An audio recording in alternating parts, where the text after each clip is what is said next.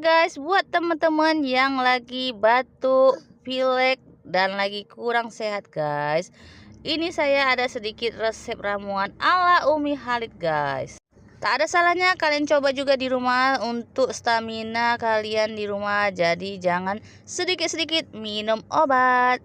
Sebelum minumannya siap, kalian pastikan kalian rebus air sampai mendidih ya kan. Setelah air mendidih, lanjut jeruk kasturi. Kalau ada jeruk lemon lebih bagus ya kan. Kalau saya di sini jeruk kasturi aja guys, campur serai, jahe, cengkeh, dan kayu manis. Nah, di sini poin pentingnya guys, madu asli. Jadi jangan sembarangan beli madu ya guys.